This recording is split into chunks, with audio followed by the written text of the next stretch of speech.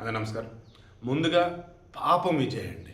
ఎందుకు ఈ word use చేస్తున్నానంటే, అతను గతంలో వాళ్ళ అమ్మ నాన్న మీద కేసు పెట్టాడు. ఏంటి ఆ కేసు చెప్తా. ఇప్పుడు వాళ్ళ నాన్న చేసిన పని వల్ల అడ్డంగా త్రిశంగ స్వర్గంలో ఇరుక్కుపోయాడు. అదేంటి చెప్తా.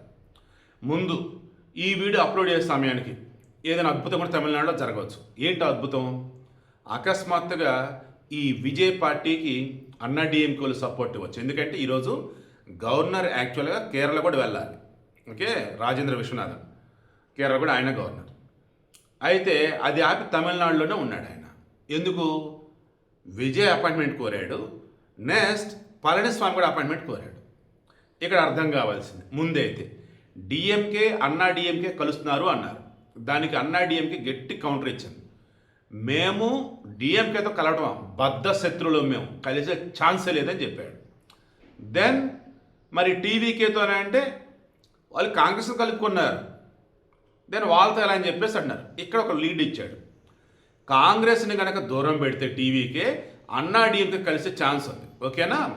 అదే జరిగే అద్భుతం ఏదైనా ఉందండి. ఇక విజయ్కి సంబంధించి 108 స్థానాలు గెలిచింది టీవీకే పార్టీ. బట్ ఒక స్థానం వచ్చే 2 స్థానాల్లో విజయ్ గెలిచాడు కూడా ఒకటి పక్కకు పెట్టాలి. సో 107 ఉన్న స్థానాలు మొత్తం 234. ఒక స్థానం పక్కన పెడితే 233. అప్పుడు మెజారిటీకి కావాల్సినటువంటి సీట్లు ఎన్ని?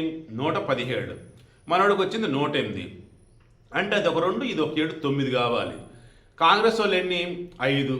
ఇదే అతిపెద్ద దరిద్రం. ధరణిపై దరిద్రం నెత్తిన పెట్టుకున్నటువంటి ఇదే.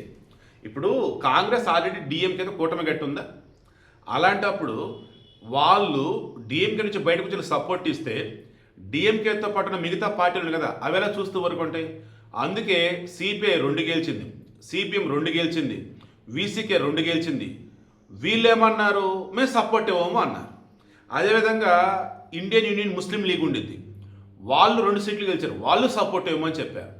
డిఎండికి ఒక స్థానం గెలిచారు. సరే ఇస్తాం రా బాబు అన్నారు. విజయకాంత్ భార్య ఆమె. బట్ ఆమె సపోర్ట్ ఇచ్చిన ఇంకా కావాలి కదా. సో అప్పుడేంటి మరి డిఎంకే అంటే డిఎంకే ససే మేరా స్టాలిన్ క్లియర్గా చెప్పాడు, ప్రజలు ఏదైతే తీర్పు ఇచ్చారో మేము దాన్ని గౌరవిస్తాం. అధికారం ఉన్న మమ్మల్ని పక్కన కూర్చోబెట్టారు. వాళ్ళకి ఎన్ని వచ్చినాయి? 59 స్థానాలు. అన్నా డిఎంకే ఎన్ని వచ్చినాయి? 47 స్థానాలు. ఈ అన్నా డిఎంకేలో ఉన్నటువంటి కూటమిలో పిఎంకే ఉంది, దానికి 4 స్థానాలు వచ్చినాయి. బీజేపీకి 1 వచ్చింది, ఏఎంఎంకేని 1 ఉంది, దానికి 1 స్థానం వచ్చింది. సో ఇలా చెప్పుకుంటూ పోతే ఈరోజు ఈ విజయ్ గవర్నమెంట్ ఫామ్ చేయాలంటే ఖచ్చితంగా అన్నా డిఎంకే సపోర్ట్ కావాలి. ఎందుకంటే డిఎంకే అధికారం నుంచి దూరం జరిగారు వాళ్ళు. మేము ఏమన్నారు? ఇంకా అన్నా డిఎంకే వాళ్ళు మనకున్న సమాచారం మేరకు ఫస్ట్ ప్రపోజల్ వచ్చేసి సీఎం పేట 2 సంవత్సరాలు ఇవ్వాలని పళనిస్వామికి, ఆ తర్వాత వచ్చేసి స్పీకర్ పదవి కూడా ఇవ్వాలని కోరారట. దాంతో విజయ్ 108 స్థానాలు గెలిచిన నేను సీఎం అవ్వాలి కానీ నువ్వేంటి అన్నట్టు, అండ్ స్పీకర్గా మామూలు ఉంటారు తప్ప మీరేంటి అన్నట్టు లైక్ ఆవేలు చెప్పారు. దాంతో డ్రాప్ అయ్యారు. ఈలోపు విజయ్ తండ్రి, ఇది నోట్ చేసుకోండి, విజయ్ తండ్రి అతను గతంలో కాంగ్రెస్ పనిచేస్తున్నాడు, ఎస్ఎస్ చంద్రశేఖర్. అతను ఏం చేశాడు? ఇప్పుడు విజయ్ కన్నా ముందు కాంగ్రెస్ని గెలుకున్నాడు. ఏ రకంగా? మా అబ్బాయి సపోర్ట్ ఓపెన్గా ప్రకటించాడు అని. వాళ్ళు ఏమన్నారు? మీ అబ్బాయి చేత ఒక స్టేట్మెంట్ ఇప్పించరా బాబు, అప్పుడు నేను చెప్తాను అన్నారు. అలా మొత్తానికి విజయ్ చేత బలవంతంగా విజయ్ తండ్రి అనిపించి ఉండొచ్చు. లేదా అరే కాంగ్రెస్ బెస్ట్రా, కమ్యూనిస్ట్ కూడా వచ్చేస్తారా, వెళ్ళరా అని చెప్పేసి వాళ్ళ నాన్న తోసి ఉండాలి ఇతన్ని. ఇది రెండోసారి విజయ్ని చేజేతులారా ఇబ్బంది పెట్టడం వాళ్ళ అయ్యా, లేదా వాళ్ళ నాన్న వల్ల చేజేతులారా ఇతను ఇబ్బంది పడుతుంది. గతంలో విజయ్ మక్కల పేరు మనకు అర్థం లేదు కానీ ఒక పొలిటికల్ పార్టీ కాకుండా ముందు ఒక ఫ్యాన్స్ అసోసియేషన్ అన్నట్టుగా 2020లో పెట్టాడు. విజయ్లో నాన్న, వాళ్ళ అమ్మ ట్రెజరర్ అన్నట్టు శోభ. అయితే వీళ్ళు ఏం చేశారు? ఆ ఏదైతే ఫ్యాన్స్ అసోసియేషన్ ఉందో దాన్ని పొలిటికల్ పార్టీగా మార్చుదామన్నారు. రండి అంత విజయ్ ఫ్యాన్స్ అంతా రండి అన్నాడు. దానికి తోడు లోకల్ బాడీ ఎన్నికల్లో పోటీ చేస్తామన్నాడు. ఇక అప్పుడు విజయ్ వచ్చేసి ఫస్ట్ అసలు నాకు సంబంధం లేదు అన్నాడు. ఆ పార్టీకి నా సపోర్టర్స్ నా ఫ్యాన్స్ ఎవరు కూడా రావద్దని చెప్పాడు. ఈలోపు ఏమైంది? వాళ్ళ నాన్న ఆ పార్టీ పేరు మీద ఆ పార్టీ తరఫున సభ్యత్వం ఇవ్వటాలు, వాళ్ళకి సీట్లు ఇవ్వటాలు, ఈ హడావుడు మొదలుపెట్టాడు. ఇక దాంతో ఇక విజయ్ పేరు పోయేటట్టు ఉందిరా బాబు. ఓ పక్క వచ్చేసి జయలలిత ఉంది, మరో పక్క వచ్చేసి ఐ థింక్ సబ్జెక్ట్ కరెక్షన్ అప్పటికి జయలలిత చనిపోయినట్టున్నారు. దెన్ కరుణిధి కూడా ఐ థింక్ అప్పటికే లేనట్టున్నారు. బట్ ఒక వ్యాక్యూమ్ అయితే అప్పుడు లేదు. ఇంక అందుకని ఏం చేస్తున్నాడు? ఇదైతే కరెక్ట్ టైం కాదని చెప్పేసి అనుకున్నాడు. ఎందుకంటే సినిమాలు కమిట్మెంట్లు కొన్ని ఉన్నాయి. సరే రాజకీయ పార్టీకి సంబంధించి నేను ఎప్పుడు ప్రకటిస్తానంటే నేను చెప్పలా. నేనైతే సినిమాలలో ఉన్నా, నా అబ్బాయిలందరికీ నేను చెప్తున్నా, మా నాన్న పెట్టిన పార్టీకి నాకు సంబంధం లేదు. అండ్ ఆయన పార్టీ పెట్టి నా ఫోటో వాడినా, నా పేరు వాడినా, నా ఇమేజ్ సంబంధించి డ్యామేజ్ ఏదైనా చేస్తే ఆయనదే బాధ్యత అంటూ కోర్టుకు వెళ్ళాడు. ఈలోపు ఇంకేమైంది, వాళ్ళ నాన్న ఎస్ఎస్ చంద్రశేఖర్ కోర్టుకి వెళ్ళటానికి ముందే ఆ అసోసియేషన్ ఏదైతే ఉందో, ఆ పార్టీ ఏదైతే ఉందో దాన్ని రద్దు చేసేసాడు. సో ఇప్పుడేంటి మరి, తండ్రి కొడుకులు అన్నాక చిన్న చిన్న గొడవలు కామను, ఫ్యామిలీ అన్నకి ఇవన్నీ కామను, మేము ఒకటే అని చెప్పున్నాడు. ఎందుకు అధిక స్థానాలు వచ్చాయి కాబట్టి. కోర్స్ మధ్యలో కూడా బాగానే కలిసి ఉన్నారు. అంతే మన రిజల్ట్ వచ్చాక కూడా వీళ్ళు వాళ్ళ నాన్నే కలిసి వచ్చి ఉన్నాడు. బట్ ఇక్కడ వాళ్ళ నాన్న చేసిన తప్పు ఏంటంటే ప్రాక్టికల్గా ఆలోచించాలి. కాంగ్రెస్ మీద పిచ్చితో ఆ దరిద్రం నెత్తిన పెట్టుకున్నాడు. ఆల్రెడీ కాంగ్రెస్ పోటీ చేసిన 28 స్థానాలు 30 స్థానాలు డిపాజిట్ పోయినాయి చాలా చోట్ల. వాస్తవానికి ఎన్నికలకు ముందే కాంగ్రెస్కి టీవీకి బంపర్ ఆఫర్ ఇచ్చింది. రండి మాతో కలిసి పోటీ చేయండి, అవుట్ ఆఫ్ 234 నేను మీకు 70 స్థానాలు ఇస్తానని అన్నాడట. అది కనుక ఇస్తే కాంగ్రెస్ దశ తిరిగేది, ఈజీగా 50 స్థానాలు గెలిచేది.